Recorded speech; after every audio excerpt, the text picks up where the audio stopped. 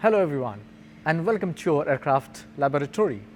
Here we have this beautiful piece of machine, a turbofan engine given to us by KLM. This is CF650 engine and I'll show you some of the details of this turbofan engine. So don't be shy, come here. So what you see here, these are the fan blades. So this is what these fan blades create most of the thrust for such turbofan engines, and you see there are 38 of them. And this is, you see that it makes a bit of noise, right? And that's basically because these blades are slightly loosely coupled at the moment. But when they start working, because of the centrifugal force, the tension is created so much that they are tightly coupled. What you would also see is that this is an abradable liner. So the clearance between the fan and this liner is almost negligible. I can barely put my nail, but when the engine is running, these blades will extend because of the centrifugal force, and then the clearance is almost zero. This is a beautiful cone that you would see, and if you would come a bit to my side, and what you see is that part of the air is going inside this part, and this is what is called as the core of the engine. So this is the air that goes in the compressor and the combustion chamber and the turbine, whereas most of the air is going in the bypass. You could see the stator vanes, and then that's what create around, let's say in this case, around 70% of the thrust. And this is certainly the bypass ratio, right? So the bypass ratio of this engine is approximately around 5.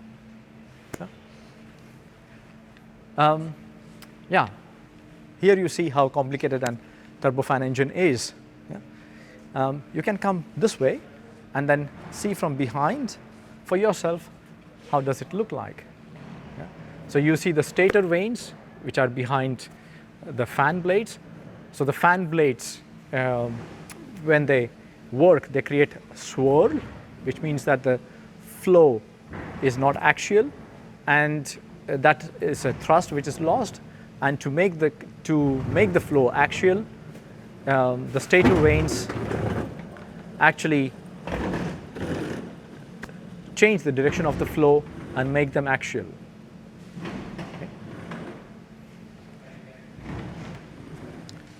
These are the struts to hold. This is actually the core of the engine. So the low pressure compressor is somewhere here. This is the high pressure compressor.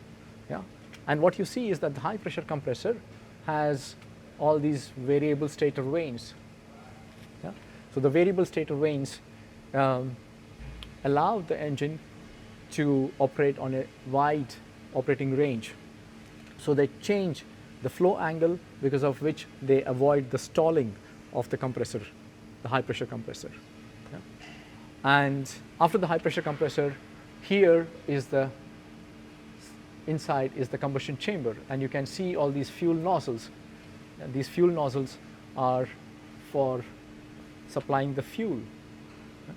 You can see these are the bleed pipes. So the bleeds are used for the pneumatic, hydraulic, and also air conditioning systems in the aircraft. Here would be the high pressure turbine here, and then there is the interturbine duct, and then there is the low pressure turbine. You can see that the engine is pretty complicated, with lots of pipes and lots of systems. You can see the fuel system, the lubrication system, and so on are below.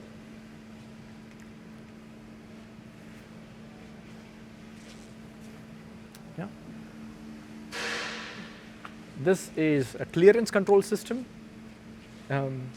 This has some cooling air which is used to control the temperature of this casing, and thereby controlling the clearance between the low pressure turbine and this casing. And this clearance system allows to reduce the leakages of the flow between the low pressure turbine blades and the casing, and thereby increasing its efficiency. And maybe if you can also take a sneak preview in the back of the engine. Be careful. And here you can see the turbine blades. And this one, where you can see a bit of soot here, this is where the lubrication oil, some of the burnt lubrication oil is coming out of the engine. You can come along this side. Yeah. Again, you see a lot of pipes because there is a lot of pneumatics, hydraulics.